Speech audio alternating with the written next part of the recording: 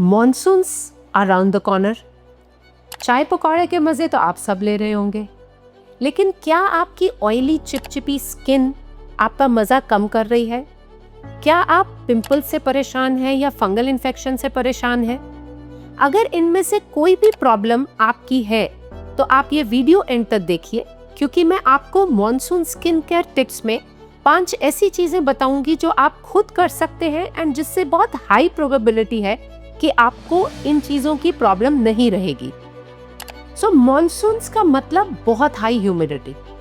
बहुत high humidity तो ऐसा होता है कि लोग आके बोलते हैं कि आप मेरे फेस पे पूड़ियाँ तल सकते हैं, इतना तेल निकलता है। कुछ लोग ऐसे होते हैं जिनको इतना पसीना आता है कि हम जो भी लगा रहे हैं वो सब बह जा रहा है। एक तो आई वुड लाइक टू से कि मॉनसून्स में आपको अपने सारे स्किन केयर के स्टेप्स फॉलो करने ज़रूरी नहीं है। आप अगर 5 चीज़ सुबह लगाते थे, 5 चीज़ शाम को लगाते हैं, तो अब आप मे बी सिर्फ मॉर्निंग में सनस्क्रीन और नाइट में एक किसी सेरम और लाइट मॉइस्चराइजर पर आ सकते हैं। दूसरा, हर बार जब आपको पसीना आए तो मुंह धोना ज़रूरी नहीं है। आप अगर 10-10 बार मुंह धोएंगे तो आपकी स्किन का पूरा नेचुरल ऑयल निकल जाएगा और आपको फिर स्किन ड्राई फील होने लग जाएगी। बट आपके माइंड में यह है कि ऑयली है, पसीना आ रहा है, आप कुछ लगा नहीं रहे, तो आपकी स्किन खराब होने लग जाएगी। मॉनसून्स में पिंपल्स आना एक बहुत ही नॉर्मल सी चीज़ है, स्पेशली जिनकी पिंपल प्रोन स्किन है, बिकॉज फेस पे ऑयल ऐसे निकल कर आता है। आप देखेंगे कि नोज पूरा ऑयली हो गया, आसपास की स्किन पे पिंपल्स आ रहे हैं। तो इसका सोल्यूशन ये नहीं है कि आप ज़्यादा स्ट्रॉन्ग फेस वॉश यूज़ करें या आप ज़्यादा बार फेस वॉश यूज़ करें। आपको मे बी अपने पिंपल्स की ट्रीटमेंट थोड़ी सी बढ़वानी पड़ेगी अपने डॉक्टर से। दूसरी प्रॉब्लम जो मानसून्स में बहुत कॉमन होती है वो होती है फंगल इन्फेक्शन, क्योंकि फंगल स्पोर्स ह्यूमिड वेदर में सर्वाइव करते हैं। इसलिए फंगल इन्फेक्शंस आपके अंडर आर्म्स के एरिया, ग्रॉइन्स के एरिया, इन एरिया को आप कितना भी साफ रख लें, इस वेदर में आपको पसीना आएगा ही आएगा। इवन अगर आप पूरा टाइम एसी में बैठे हैं तो भी आप देखेंगे कि इस वेदर में पसीना आएगा। तो एक तो आप रात में जाके नहाएं ज़रूर, इन एरियाज पे सोप ज़रूर लगाएं, एंड अगर आपको इन पे इरिटेशन परसिस्ट करती है तो my only word of caution is please आप कोई भी ओवर द काउंटर क्रीम नहीं लगाइए। आप कैलामाइन लोशन लगा सकते हैं, आप नेचुरल रेमेडीज़ जैसे आपने बेकिंग सोडा लगाना अपने पानी में डालने की कोशिश की वो कर सकते हैं। नहाने के बाद ये ज़रूर मेक श्योर करें कि आप उस एरिया को ड्राई करें।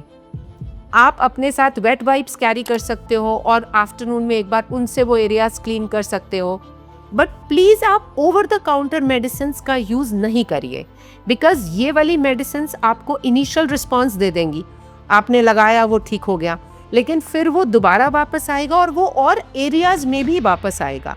जैसे आज से 2-3 साल पहले तक हम फेस पे कभी फंगल इन्फेक्शंस नहीं देखते थे, बिकॉज जो आपके फेस पे ऑयल आता है वो फंगस को नहीं ग्रो करने देता था।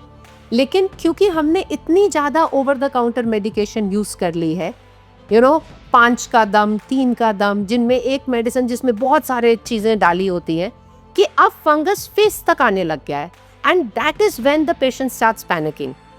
सो अगर आपकी इरिटेशन परसिस्ट कर रही है, आप जो भी कर सकते थे आपने सब कुछ ठीक से कर लिया है। आप टैल्कम पाउडर यूज़ कर सकते हो, आप एंटी फंगल पाउडर्स यूज़ कर सकते हो, आप रात में कैलामाइन लगा सकते हो, बट फिर भी अगर ठीक नहीं हो रहा तो आप अगर डॉक्टर विजिट अर्ली कर लेंगे तो 2-3 हफ्ते में ठीक हो जाएंगे।